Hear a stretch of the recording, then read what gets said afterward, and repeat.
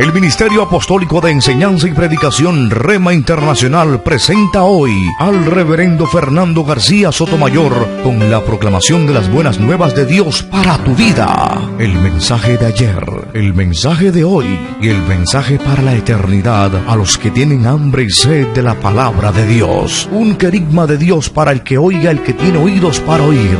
Escuche el dabar del Eterno a las naciones. Ahora es el tiempo para recibir el rema del Espíritu Santo a tu espíritu. Escuchemos con fe la memra del Señor para el alma.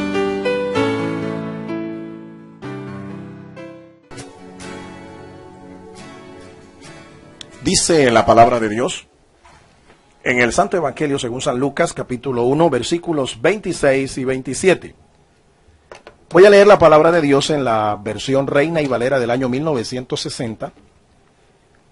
Lucas, capítulo 1, versículos 26 y 27, y dice así a su letra: en el nombre del Padre, y del Hijo, y del Espíritu Santo. Al sexto mes, el ángel Gabriel fue enviado por Dios a una ciudad de Galilea, llamada Nazaret, a una virgen desposada con un varón que se llamaba José, de la casa de David. Y el nombre de la virgen era María. Dios nos bendiga por esta palabra. El título de esta disertación: la Virgen, la Madre y el Espíritu. Hablar de la Virgen María, la Madre de Jesús de Nazaret, es uno de los temas más controversiales de la historia del cristianismo. María es centro de controversias, porque algunos la divinizan al punto de elevarla a la categoría de divina, y otros prácticamente la deshumanizan, llevándola al punto de ser sencillamente una mujer, un ser humano, como cualquier otra mujer en la historia de nuestra fe. El asunto aquí es equilibrar el concepto que se tiene de la bendita Virgen María, la Madre de Jesús, equilibrar el concepto acerca de ella, de modo tal que ni le demos más del mérito que la Biblia le da, ni tampoco la demeritemos. El nombre María aparece unas 19 veces en el texto bíblico. Se debe hacer claridad que no siempre es referente a la Madre del Señor. María, sierva del Señor, tuvo buenos y tuvo malos momentos, aun siendo la Madre de Jesús.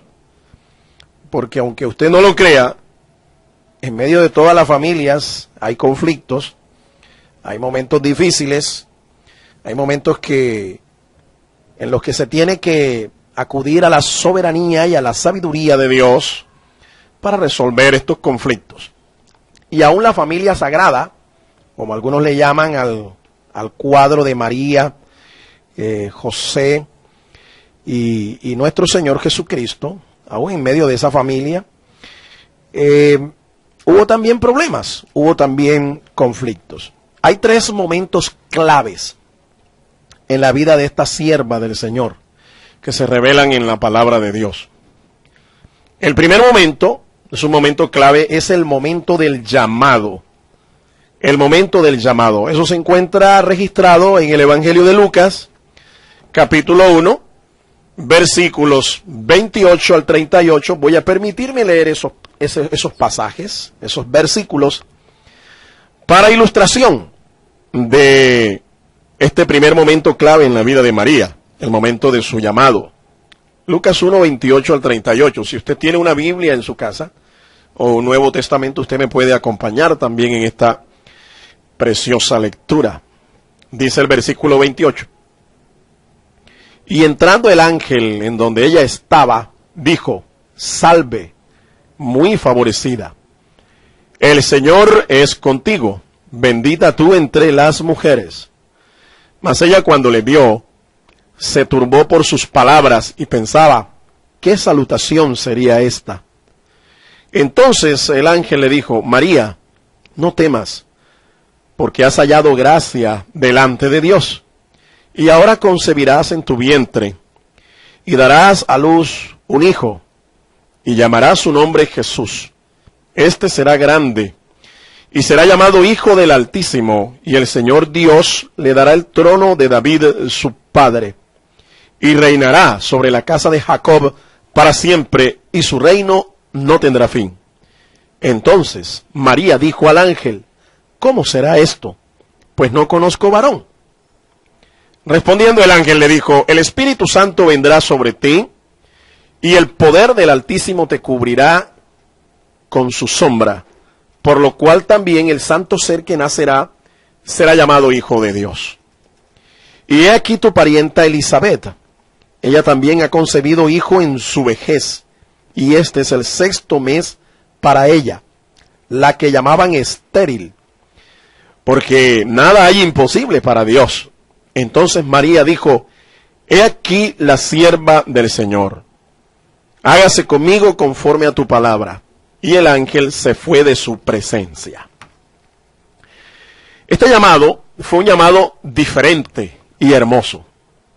En el llamado se le confirma que Dios estaba con ella. Por eso María es una mujer virtuosa, porque Dios estaba con ella. El favor de Dios estaba con ella.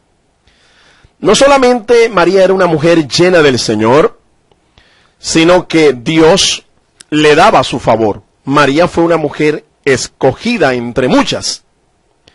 Una mujer a la cual el Señor dio el divino privilegio de ser la portadora del Hijo de Dios.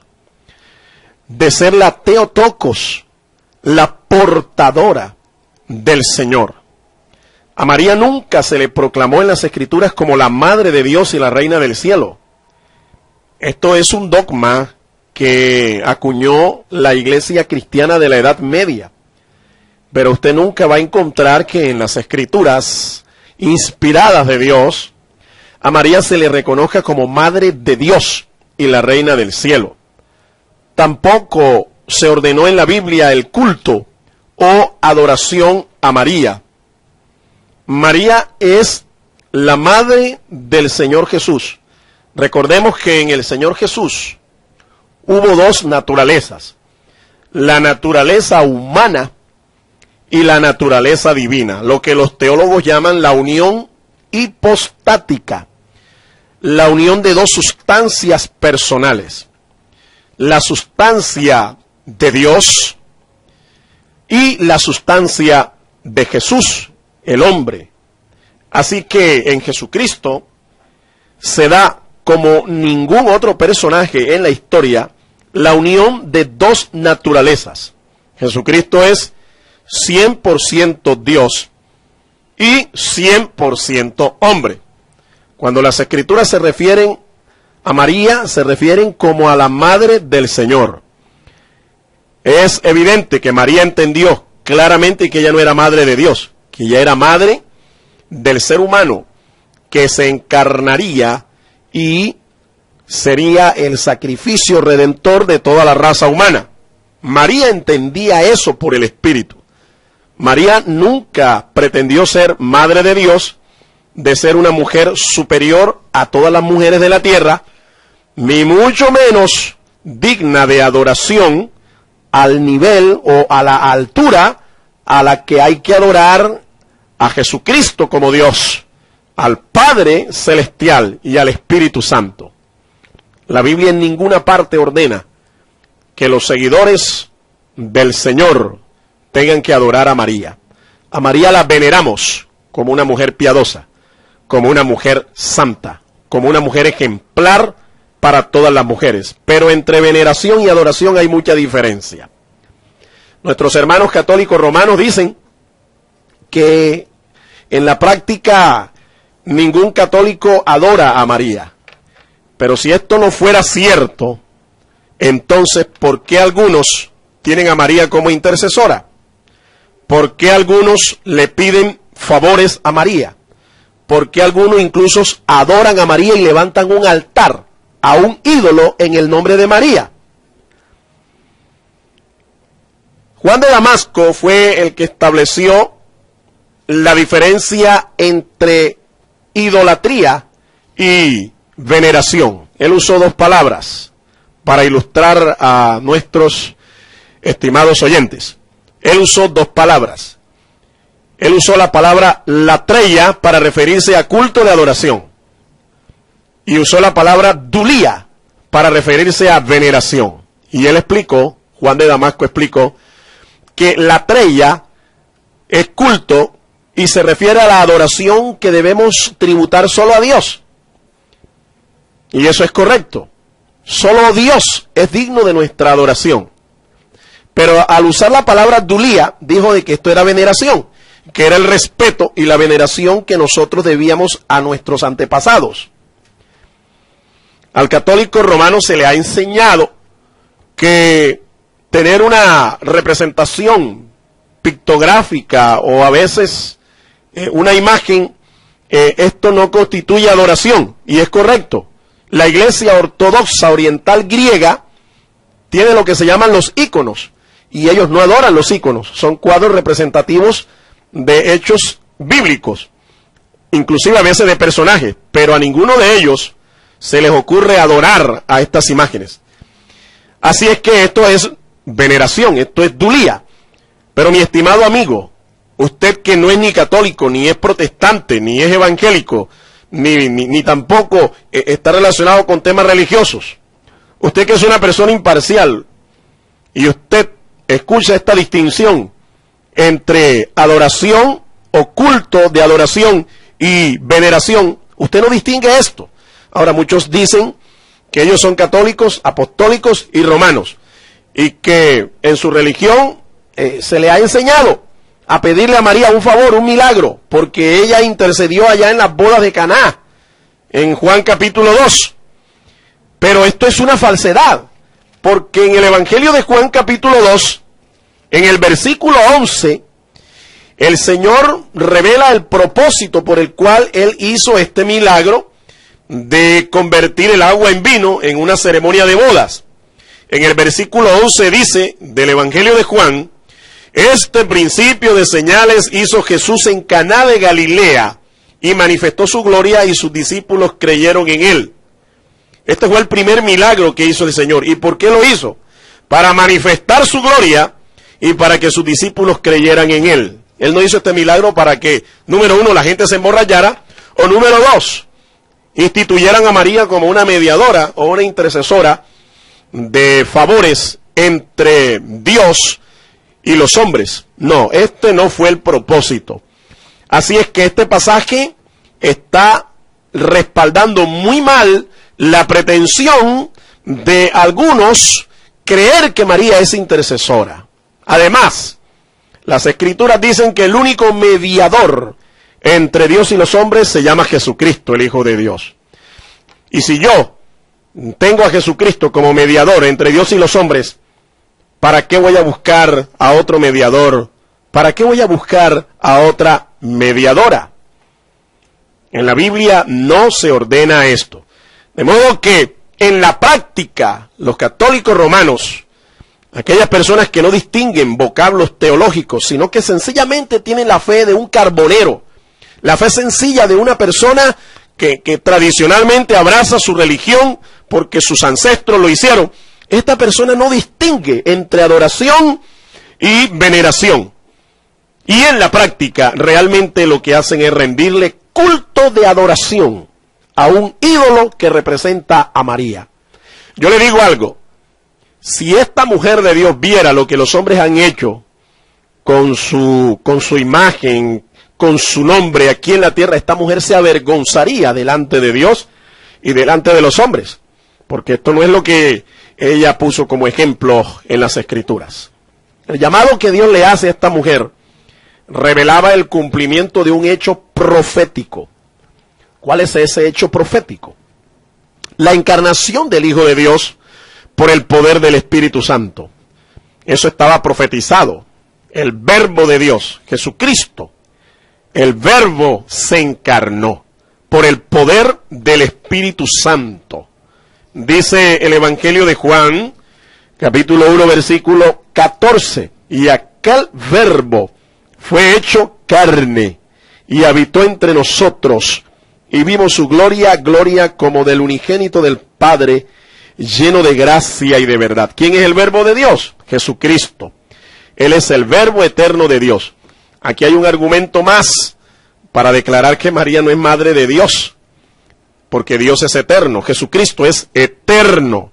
Jesucristo se encarnó.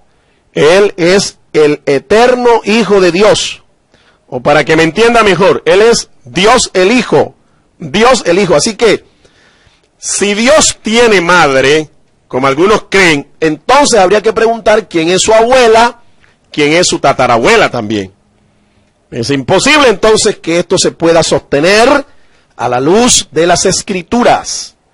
Ahora, pueden haber cientos de dogmas que le enseñen a usted esto como una verdad espiritual, pero un dogma nunca supera el poder y la eficacia que tiene la palabra de Dios. Solo la palabra de Dios es infalible y es eterna, y a ella es a quien hay que creerle. El otro propósito que revelaba este llamado es el establecimiento del reino de Dios en la tierra. El establecimiento del reino de Dios en la tierra. Efectivamente, el reino de Dios se acercó en la persona de nuestro Señor Jesucristo, y hoy se establece espiritualmente en los corazones de aquellos que reconocen que Jesús es el Señor. Un día, el reino de Dios se establecerá físicamente sobre esta tierra. Con la segunda venida de Cristo en gloria, esto será una realidad.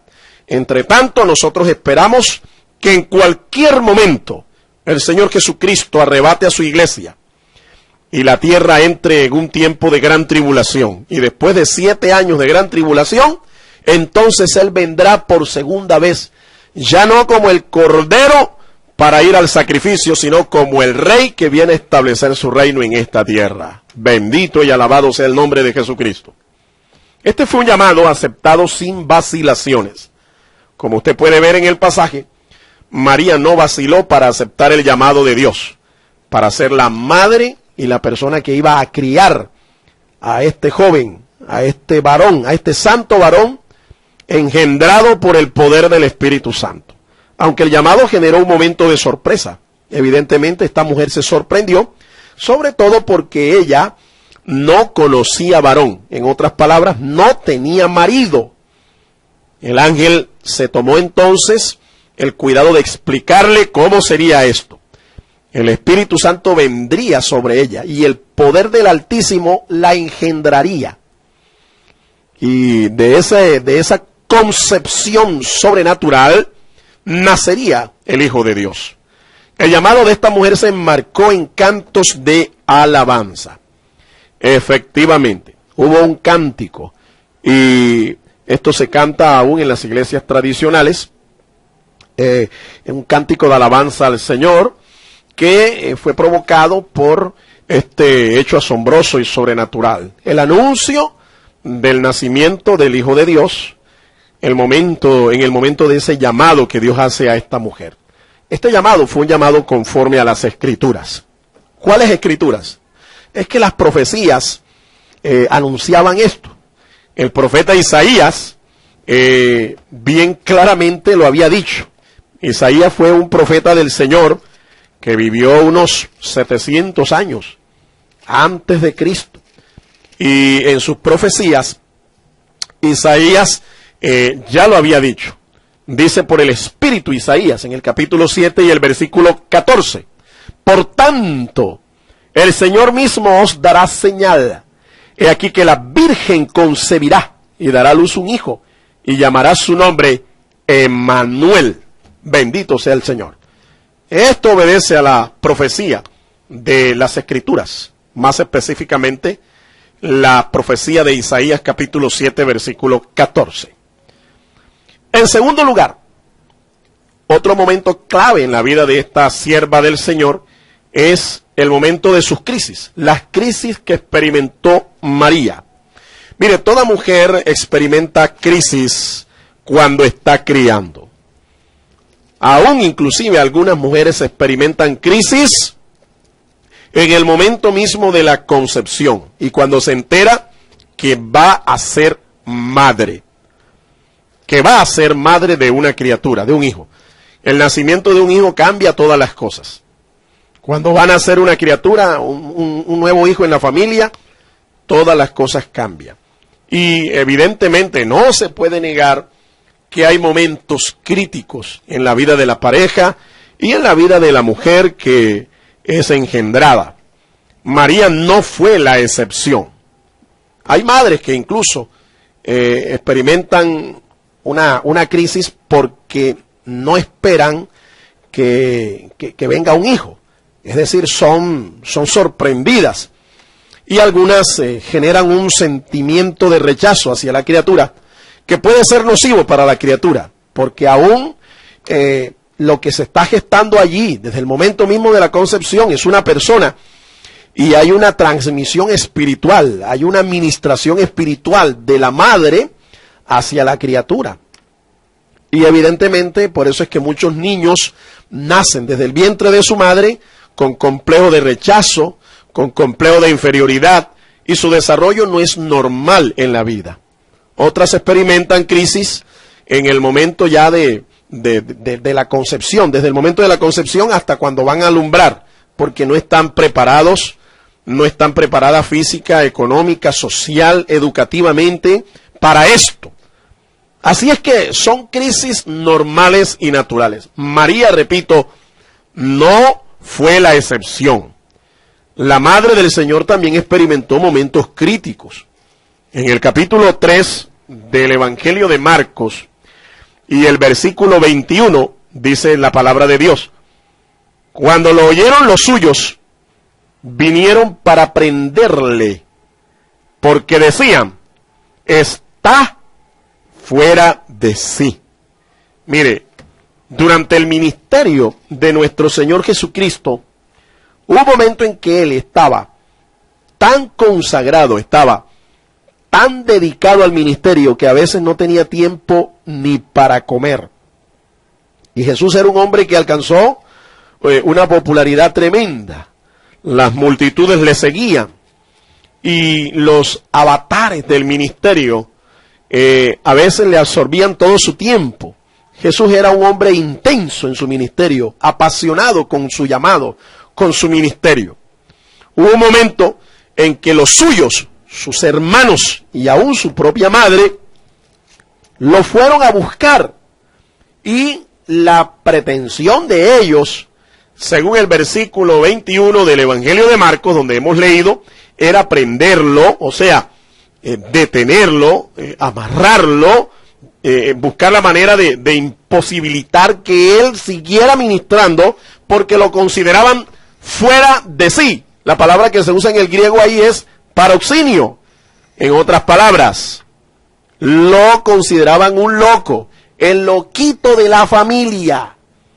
Y ellos, por temor al prejuicio social, al que dirán, ellos decidieron, los hermanos de Jesús y su madre, su propia madre, decidieron detener a su loquito, amarrar a su loquito para que no los pusiera más en vergüenza.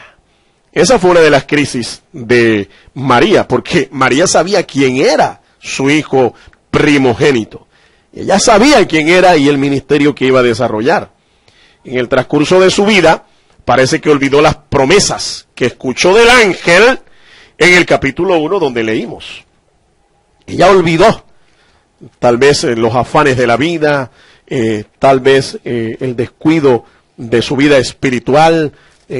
Pudieron ser muchos los factores que influyeron para que esta bendita mujer se olvidara de las promesas que Dios le había hecho en el momento en que le estaban anunciando que iba a ser la madre del Señor. María le faltó entendimiento espiritual sobre el plan de Dios. En el Evangelio de Lucas, en el capítulo 2 y el versículo 50, escucha lo que dice allí la palabra de Dios. Mas ellos no entendieron las palabras que les habló. Ellos no entendieron las palabras que les habló. Capítulo 2, versículo 50. Mire, cuando a Jesús lo fueron a presentar en el templo, cumplidos los 8 días. Todo judío era presentado en el templo para ser circuncidado, y allí le colocan el nombre. El nombre que le había puesto el ángel era Jesús, antes que fuese concebido. Y una cosa que también tenía que hacer María, era que cuando se cumplieran los días de la purificación, conforme a la ley de Moisés, le trajesen a Jerusalén para presentarle al Señor. Aquí se cae el dogma de la Inmaculada Concepción de María, porque aquí dice en el capítulo 2 de San Lucas, versículo 22, que ella tuvo que pagar un sacrificio de purificación, según la ley de Moisés, para ser declarada limpia, es decir, sin pecado, ceremonialmente. En ese momento tenían que traer al niño y presentarlo, como está escrito en la ley del Señor. Todo varón que abriese la matriz sería llamado santo al Señor, es decir, sería apartado para el Señor y para ofrecer, conforme a lo que se dice en la ley del Señor, un par de tórtolas o 2 palominos. La Biblia dice que en Jerusalén, en ese momento, había un hombre llamado Simeón. Este hombre era un hombre justo, piadoso. Él esperaba la consolación de Israel, y el Espíritu de Dios estaba sobre este hombre. Y no solo eso, sino que el Espíritu le había revelado que no vería muerte hasta que viese al ungido, al Mesías de Dios, al ungido del Señor. Movido por el Espíritu, este hombre vino al templo. Y cuando los padres del niño Jesús lo trajeron al templo para hacer por él, conforme al rito de la ley mosaica, él tomó al niño en sus brazos y lo bendijo y dijo: Señor, ahora despides a tu siervo en paz conforme a tu palabra, porque han visto mis ojos tu salvación, la cual has preparado en presencia de todos los pueblos, luz para revelación a los gentiles y gloria de tu pueblo Israel. Y José y su madre estaban maravillados de todo lo que se decía de él. Y los bendijo Simón. Y dijo a su madre María: he aquí, este está puesto para caída y para levantamiento de muchos en Israel, y para señal que será contradicha. Y una espada traspasará tu misma alma, para que sean revelados los pensamientos de muchos corazones. Estaba allí también, dice la palabra de Dios, Ana, profetisa, hija de Fanuel, de la tribu de Aser. Era una mujer de edad muy avanzada. Había vivido con su marido 7 años desde su virginidad. Y era viuda hacía 84 años y no se apartaba del templo, sirviendo de noche y de día con ayunos y oraciones. Esta, presentándose en la misma hora, daba gracias a Dios y hablaba del niño a todos los que esperaban la redención en Jerusalén. Después de haber cumplido con todo lo prescrito en la ley, volvieron a Galilea, a su ciudad de Nazaret. El niño crecía y se fortalecía, y se llenaba de sabiduría, y la gracia de Dios era sobre él. Sus padres iban todos los años a Jerusalén en la fiesta de la Pascua. Cuando el niño tuvo 12 años, suben a Jerusalén conforme a la costumbre de la fiesta. Al regresar ellos, acabada la fiesta, se quedó el niño Jesús en Jerusalén, sin que lo supiesen José y su madre. Pensando que estaba entre la compañía, anduvieron camino de un día, y le buscaban entre los parientes y conocidos, pero como no le hallaron, volvieron a Jerusalén buscándole. Aconteció que 3 días después, le hallaron en el templo, sentado en medio de los doctores de la ley, oyéndoles y preguntándoles, y todos los que le oían se maravillaban de su inteligencia y de sus respuestas. Cuando le vieron se sorprendieron, y le dijo su madre: Hijo, ¿por qué nos has hecho así? He aquí tu padre y yo te hemos buscado con angustia. Entonces él les dijo: ¿por qué me buscabais? ¿No sabíais que en los negocios de mi padre me es necesario estar? Mas ellos no entendieron las palabras que les habló. Mira, ni José ni María entendieron, porque les faltó entendimiento espiritual, todo lo que de él habían profetizado, todo lo que de él habían dicho. Le faltó entendimiento espiritual sobre el plan de Dios. Esto constituye un momento crítico en la vida de María. Otro momento crítico lo vive ella al pie de la cruz, cuando ve a su hijo sacrificado en un madero. Por mucha santidad o por mucha espiritualidad que esta mujer tuviera, de seguro que como una mujer humana, un ser humano que es María, tuvo que sentir el más profundo dolor.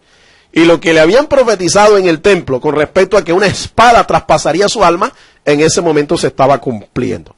Fue un momento crítico también en la vida de María. Toda aquella mujer que quiera vivir piadosamente va a tener momentos de crisis en su vida. Todo aquel que quiere vivir piadosamente la vida cristiana va a padecer persecución. En tercer lugar, hay un tercer momento clave en la vida de esta sierva de Dios.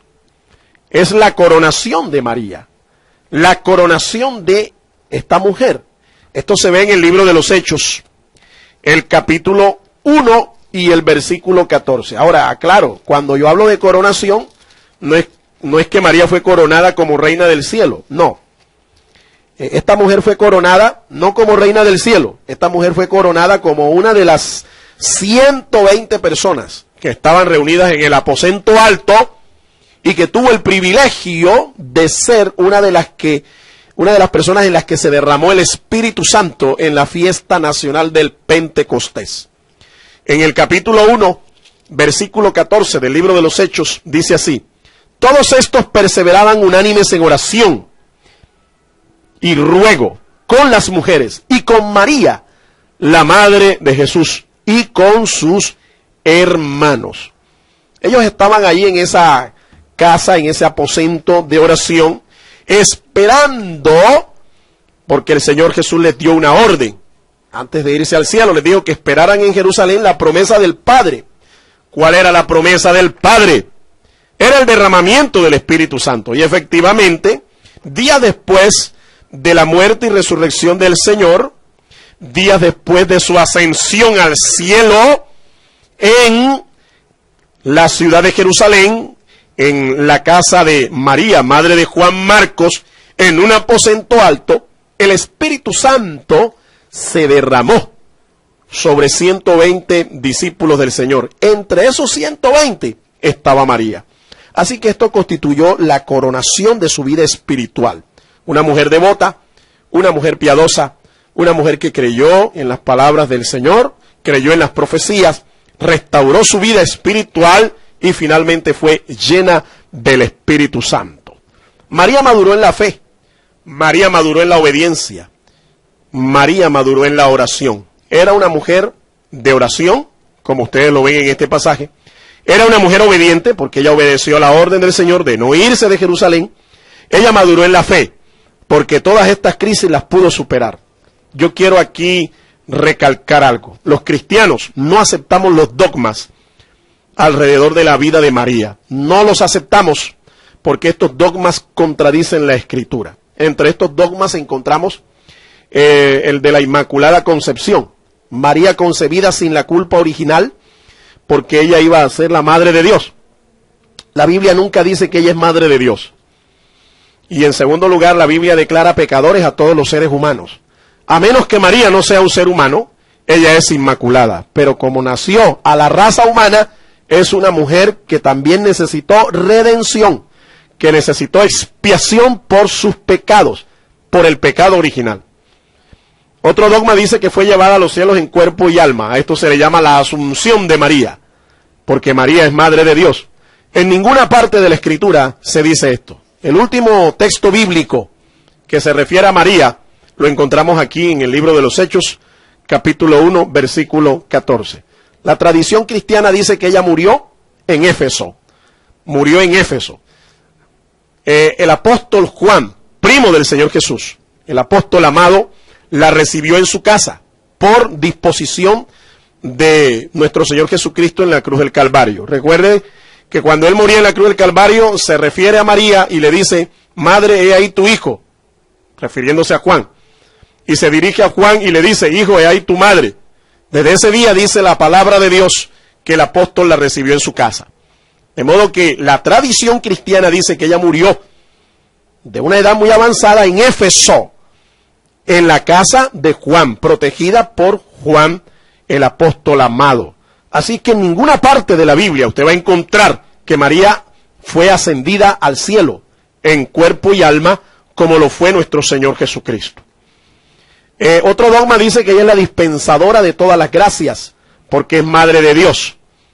Mire, el único dispensador de toda la gracia del Señor es el Señor Jesucristo. Y eso está escrito en la palabra de Dios. No hay un texto bíblico que enseñe que María es dispensadora de la gracia de Dios. En cambio, sí hay uno que dice que Jesucristo sí es el dispensador de la gracia de Dios.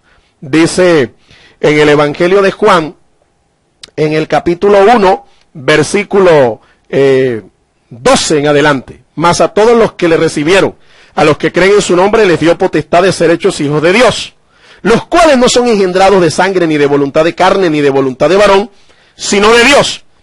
Aquel verbo fue hecho carne, habitó entre nosotros y vimos su gloria, gloria como del unigénito del Padre, lleno de gracia y de verdad. Juan dio testimonio de él, Juan el Bautista, y clamó diciendo: este es de quien yo decía, el que viene después de mí es antes de mí, porque era primero que yo. Porque de su plenitud, dice, tomamos todos, y gracia sobre gracia. ¿De la plenitud de quién? De la plenitud de Cristo. Tomamos todos, y dice, y gracia sobre gracia. El versículo 17 dice: pues la ley por medio de Moisés fue dada, pero la gracia y la verdad vinieron por medio de Jesucristo. De modo que en ninguna parte de la Biblia usted va a encontrar un pasaje que diga que María es la dispensadora de todas las gracias de Dios. Otro dogma dice que ella es siempre virgen. Es decir, antes del parto fue virgen, normal, ella lo dijo. En el parto y perpetuamente después del parto.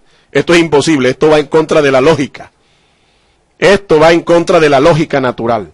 Una mujer cuando pare, su matriz es abierta y deja de ser virgen inmediatamente. Ahora, ¿cuál es el problema en reconocer que María, como toda madre judía, deseaba la bendición de Dios a través de una familia numerosa? ¿Cuál es el problema? ¿Cuál es el problema en creer que María tuvo más hijos?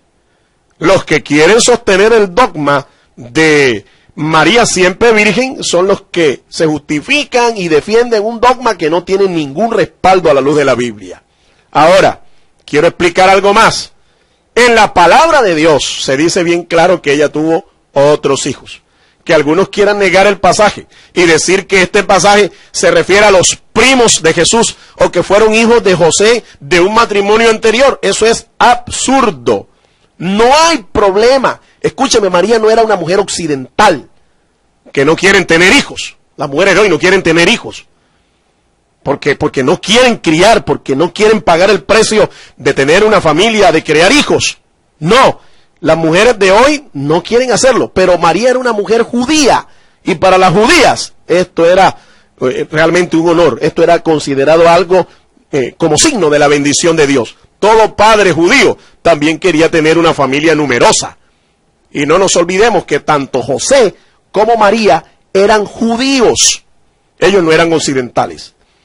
La coronación de María, entonces, concluimos diciendo que fue la recepción del Espíritu Santo. Ella fue una mujer llena del Espíritu Santo.